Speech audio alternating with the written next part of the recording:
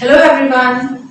तो स्वागत करती हूँ आप सबको डॉली बॉर्डलो यूट्यूब चैनल में।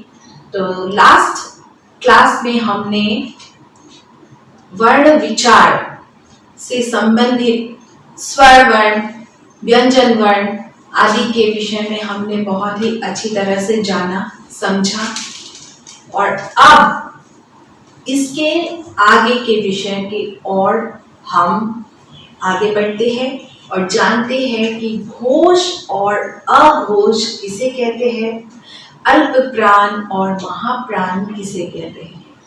तो बच्चों, आप लोग कंफ्यूज ना हो घोष, अघोष, महाप्राण और अल्प प्राण में। तो घोष जिसे हम सघोष भी कहते हैं, और अघोष यानी कि जिन वर्णों के उच्चारण में हमारी स्वर तंत्रिया जो है सिर्फ और सिर्फ सांस वायु का प्रयोग करते हुए ही उच्चारित होती है।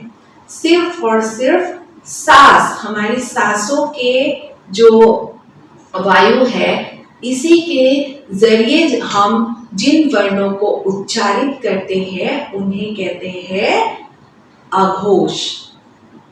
सघोष यानी कि जिनके उच्चारण में हमारे स्वर तंत्रियों से एक प्रकार की झनकार उत्पन्न होती है, एक प्रकार की नाद उत्पन्न होती है, उसे कहते हैं घोष अर्थात सघोष।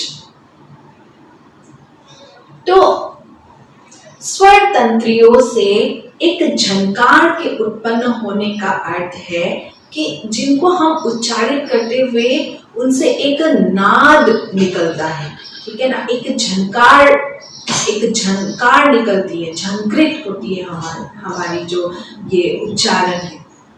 तो हम शंख बजाते हैं, तब उस शंख को बजाने के बाद एक प्रकार का इफेक्ट हमारे वातावरण में वह छोड़ती हुई जाती है।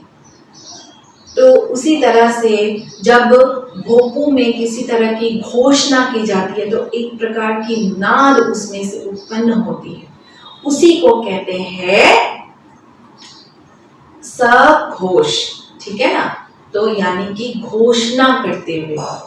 तो हम सबसे पहले अघोष किन वर्णों को कहा जाता है उसको पढ़ेंगे। अघोष वर्ण हमारे होते हैं 13। तो जैसे कि हमने बच्चों पढ़ा था पहले, मैंने आपको लास्ट वीडियो में भी बताया था कि क वर्ग यानी कि क ख ग घ अ, इसमें 5 वर्ण होते हैं। इसी तरह से च वर्ग में च छ ज झ ञ 5 वर्ण होते हैं। तो इसी तरह से हर एक वर्ग का पहला और दूसरा जो वर्ण होता है वह अघोष होता है, यानी कि जिनको केवल श्वास वायु के जरिए ही उच्चारित की जाती है। तो इस तरह से बच्चों क वर्ग में क और ख क्या है, अघोष। इनको जब हम उच्चारित करते हैं तो सिर्फ और सिर्फ हमारे सांसों का ही प्रयोग करते हैं हम। च वर्ग में च और छ, ट वर्ग में ट और ठ। इसी तरह से हम सिर्फ और सिर्फ पहले 2 वर्णों को ही हम केवल श्वास वायु के जरिए उच्चारित करने की वजह से इन्हें हम अघोष कहते हैं। अब आप लोगों को याद रखने के लिए बहुत ही आसान तरीका अगर मैं बताऊं तो सघोष की संख्या 31 होती है, अघोष की संख्या 13 होती है। 13 के ठीक विपरीत अगर आप 13 को उल्टा कर दे तो सघोष कितने हुए 31, यानी कि 13 को आप उल्टा कर दे तो 31। 31 वर्ण हमारे सघोष वर्ण कहलाते हैं। तो क वर्ग में तीसरा, चौथा और पांचवा क्या कहलाता है? सघोष वर्ण, जिनके उच्चारण में हमारी जो स्वर तंत्रिया है एक प्रकार की नाद उत्पन्न करती है। तो बच्चों, इस तरह से ये जो 31 संख्या जो मैंने बताई है आपको, इसमें हम हर एक वर्ग के तीनों जो क वर्ग में, जैसे क और ख को छोड़ करके ग, घ, ङ, च वर्ग में च और छ को छोड़कर ज, झ, ञ, तो इस तरह से हम इनको सम्मिलित करते हुए और साथ ही श, श, स और स्वर वर्ण यानी कि अ, आ, इ, ई, उ, ऋ, ए, ऐ, ओ, औ, ये सारे ही सघोष के अंतर्गत आते हैं, जिनको हम एक झनकार के साथ, एक नाद के साथ उच्चारित करते हैं। तो नेक्स्ट है अल्प प्राण और महाप्राण। तो बच्चों, प्राण से आपको क्या समझ आता है? प्राण यानी कि हमारी जो ये श्वास वायु है, ठीक है ना। तो हम अल्प प्राण यानी कि इसके अंतर्गत आने वाले वे वर्ण जिनको उच्चारण करते समय हमें अधिक मेहनत नहीं करनी पड़ती, ठीक है ना, यानी कि जिसको हम बिना किसी बल के उच्चारित करते हैं। तो हमारी जो ये श्वास वायु है, ये कम से कम प्रयोग करते हुए हम इन वर्णों को उच्चारित करते हैं, इसे अल्प प्राण कहते हैं। तो जैसे कि आप लोगों को मैंने बताया कि हिंदी के व्यंजन वर्णों को वर्गों में विभाजित किया गया है, क वर्ग, च वर्ग, ट वर्ग। तो इसमें हर एक वर्ग में 5-5 वर्ण होते हैं, क, ख, ग, घ, ङ। तो इन वर्णों में पहला, तीसरा और पांचवा वर्ण जो है, प्रत्येक वर्ग के पहला, तीसरा और पांचवा वर्ण क्या कहलाता है? अल्प प्राण, जिनको हम बहुत ही आसानी से उच्चारित करते हैं बिना किसी मेहनत के।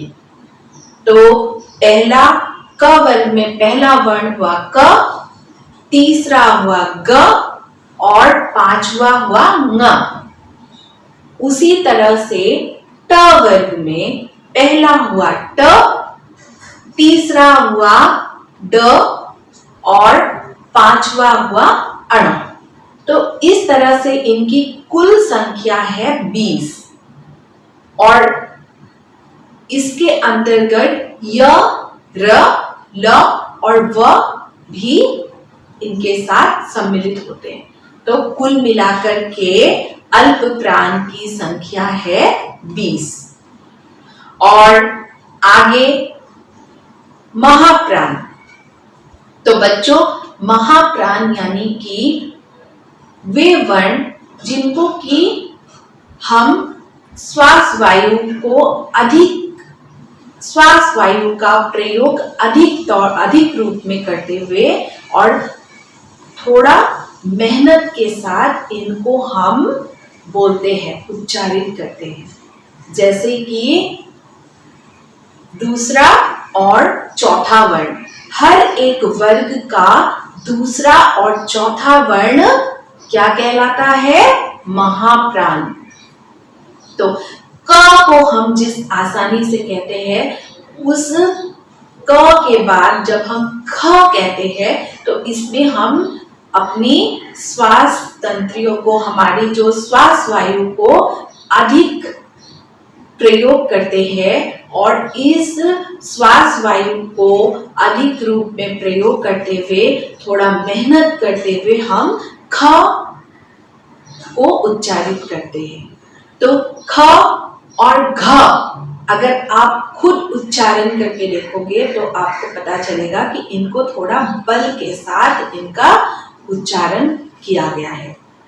तो हर एक वर्ग का दूसरा और चौथा वर्ण क्या हुआ? महाप्राण। और इसी के साथ श, श, स और ह को भी हम महाप्राण के अंतर्गत ही शामिल करते हैं। तो इनकी कुल संख्या है 15। तो बच्चों, आप सघोष, अघोष, अल्पप्राण और महाप्राण बहुत ही अच्छी तरह से समझ गए हो। तो इनको एक दूसरे के साथ आप लोग मिश्रित ना करें, ठीक है ना, मिक्स ना करें।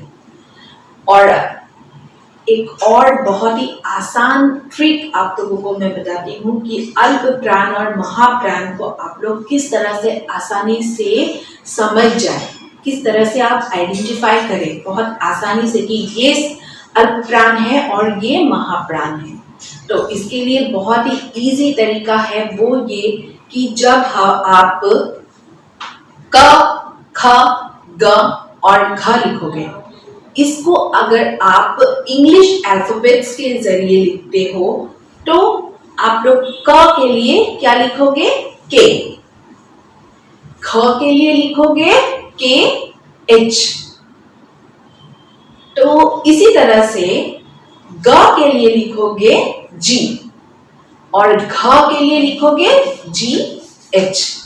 तो आप लोगों को एक बात बहुत ही ध्यान देना है, वो ये कि क जो कि अल्पप्राण वर्ण है, इसमें आपने सिर्फ और सिर्फ एक ही अल्फाबेट यूज किया, वो है के।